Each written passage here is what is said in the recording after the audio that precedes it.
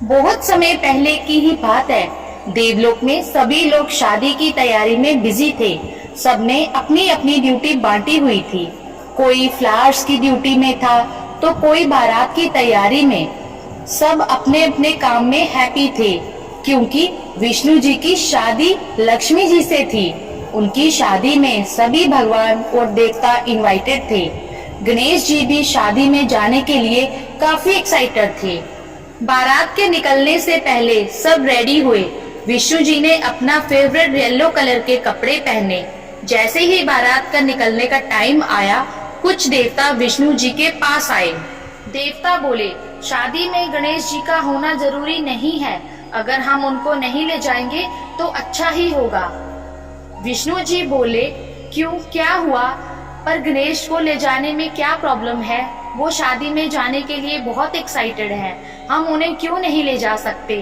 फिर देवता बोलते हैं, आप उन्हें ध्यान से देखो, कितने अगली है। उनका सिर हाथी का है, ड्रम जैसा बड़ा पेट है, चौड़े चौड़े पैरों से चलते हैं तो दूर दूर तक आवाज आ जाती है। कान तो अपने सिर से भी बड़े लेकर चलते हैं। इनको लेकर जाने का कोई पॉइंट नहीं है। ये अगर शादी में जाएंगे तो वहाँ सबको डराएंगे। सही ये होगा कि आप इन्हें शादी में ना ले जाएं और इन्हें देवलोक को गार्ड करने की ड्यूटी दे। ऐसे में इनको शक भी नहीं होगा और हम शादी में चले जाएंगे।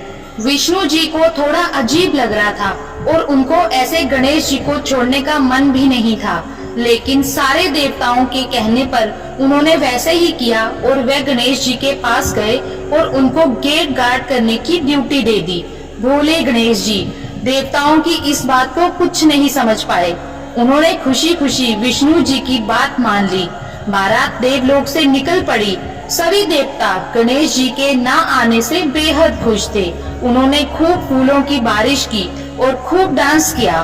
गणेश जी बारात में ना जाने से बहुत सैड थे, लेकिन उन्होंने सोचा, मुझे इतनी इम्पोर्टेंट ड्यूटी दी है तो मैं ये जरूर पूरी करूँगा।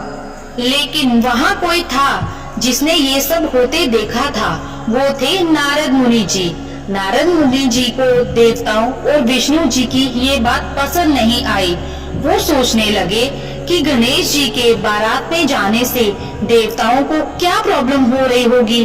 विष्णु जी ने उनको समझाने की बजाय गणेश जी को शादी में जाने से मना कर दिया। फिर नारद मुनि जी ने सोचा, क्यों ना देवताओं के साथ थोड़ी शरारत की जाए। नारद जी गणेश जी के पास गए और बोले, गणेश जी आप यहाँ अकेले क्यों बैठे हैं? बारात में आपको नहीं ले गए? तो गणेश जी बोलते हैं, नहीं, विष्णु जी ने मुझे देवलोक के गेट गार्ड करने की ड्यूटी दी है ताकि कोई राक्षस यहाँ पर ना आ जाए। नारद मुनि जी बोले, गणेश जी आप बहुत भोले हैं।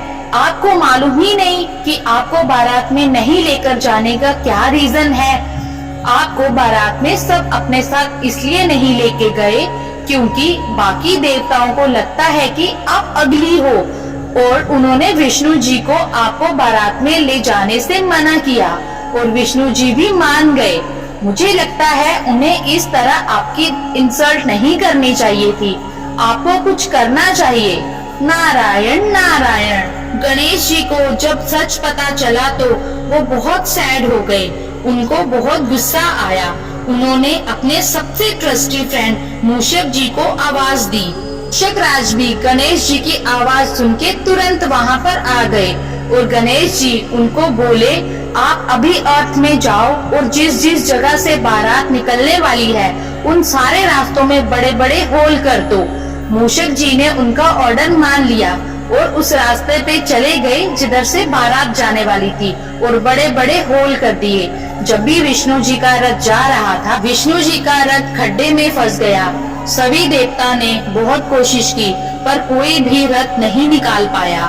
फिर उन्होंने सोचा कि अब क्या किया जाए। सबने ट्राई कर लिया पर ये रथ नहीं निकल रहा। तभी वो देखते हैं एक पतला सा आदमी जिसने कपड़े भी पुराने से पहने हुए हैं, वो आया और वो बोला कि क्या मैं आपकी हेल्प कर सकता हूँ। तभी देवता बोलने लगे, अरे ये तुम्हारे बस की बात नहीं है। जब हमसे कोई स्ट्रॉन्ग देवता भी ये काम नहीं कर पाया तो ये मामूली सा दिखने वाला आदमी क्या हेल्प करेगा। तो वो आदमी बोलता है, नहीं मैं कोशिश करता हूँ, मैं ट्राई करता हूँ निकालने की। वो आदमी जैसे ही कोशिश करता है, सबसे पहले वो बोलता है जय गणेश। जैसे ही वो जय गणेश बोलता है, रथ बाहर निकल के आ जाता है। देवता बोलते हैं, तुमने गणेश जी का नाम क्यों लिया, वो तो इधर नहीं है। वो आदमी बोलता है, मैं कोई भी काम करने से पहले श्री गणेश जी को याद करता हूँ, सारे काम हो जाते हैं। देवताओं को अपनी गलती का एहसास होता है और देवलोक चले जाते हैं। और गणेश जी हमें माफ कर दो, हमने आपके लुक से आपको जज किया, प्लीज हमें माफ कर दो और हमारे साथ शादी में चलो। तभी गणेश जी उनको माफ कर देते हैं और उनके साथ विष्णु जी की शादी में चले जाते हैं।